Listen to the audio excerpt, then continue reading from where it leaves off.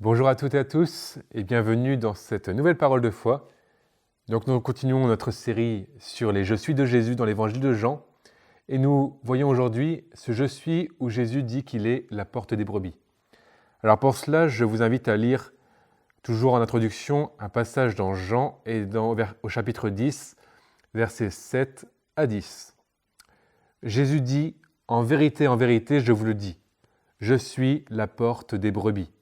Tous ceux qui sont venus avant moi sont des voleurs et des brigands, mais les brebis ne les ont point écoutés. Je suis la porte, si quelqu'un entre par moi, il sera sauvé. Il entrera et il sortira, et il trouvera des pâturages. Le voleur ne vient que pour dérober, égorger et détruire.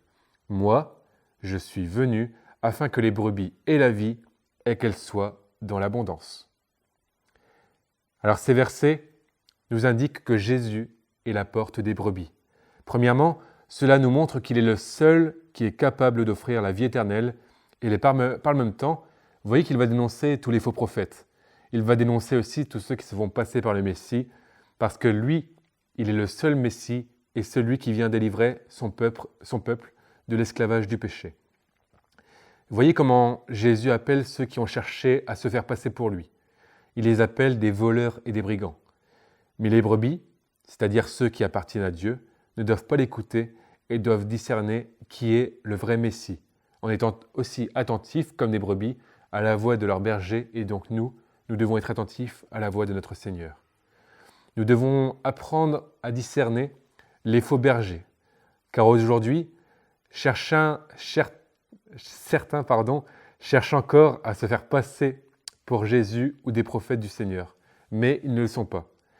Et déjà, dans l'Ancien Testament, il y avait des passages qui condamnaient ces faux bergers. Nous lisons le chapitre 56 du prophète Ésaïe qui nous montre que ces faux bergers cherchaient leur propre intérêt. Et aujourd'hui, il y en a encore qui cherchent leur propre intérêt et qui cherchent donc à se faire passer pour le Messie pour leurs intérêts personnels. Ces bergers n'apportent pas la vie, mais ils apportent la destruction et aussi dispersent le peuple de Dieu.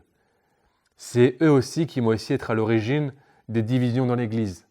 Et nous en voyons parfois des églises qui se dispersent parce qu'il y a eu des faux bergers qui ont pris la tête de l'Église. Prions le Seigneur de nous donner du discernement. Et soyons vigilants, veillons à notre vie spirituelle et soyons attachés à Jésus qui saura nous garder aussi de toujours suivre le bon chemin. Certains dans ce monde promettent des choses qui apportent la vie éternelle. Mais il y a une seule porte par laquelle nous pouvons avoir accès au salut.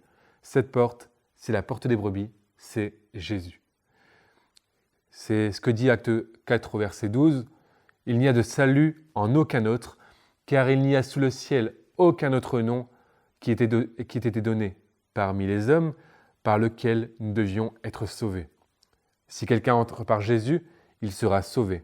Celui qui met sa confiance en Jésus, qui se repent de ses péchés et qui décide de le suivre sera sauvé, et cela parce que Jésus offre gratuitement le salut et donc la vie éternelle. »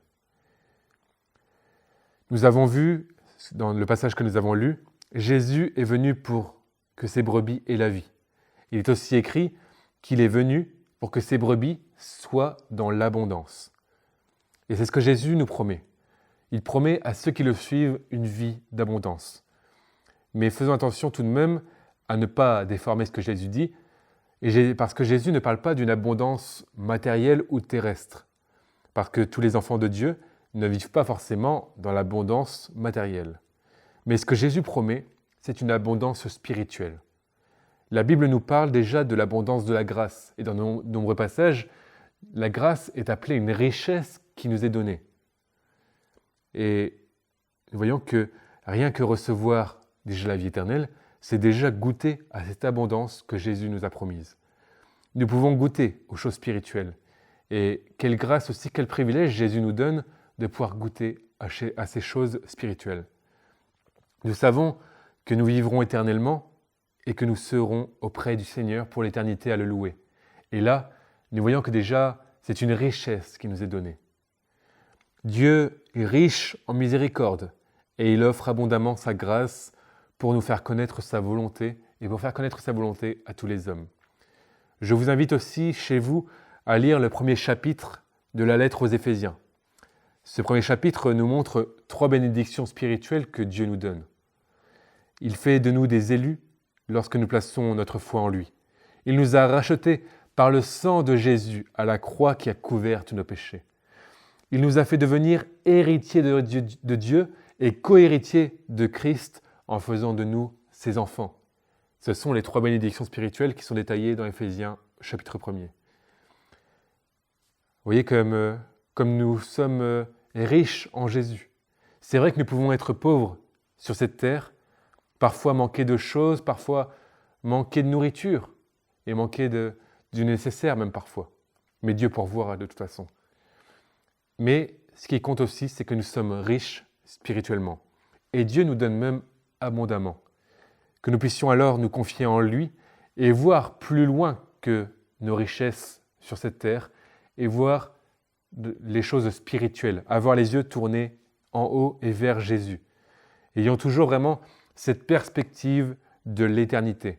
Parce que c'est vrai que même si nous vivons des choses difficiles aujourd'hui, eh bien bientôt, nous serons avec Jésus dans le ciel et alors nous pourrons goûter à toutes ces richesses qui nous sont réservées. Jésus est la porte des brebis, celui par qui nous avons la vraie vie, la vie éternelle.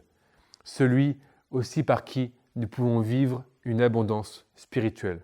Retenez bien cela, puissiez aussi vous les remémorer, vous les repasser sur vos cœurs et que le Seigneur puisse vous parler à nouveau et vous faire du bien.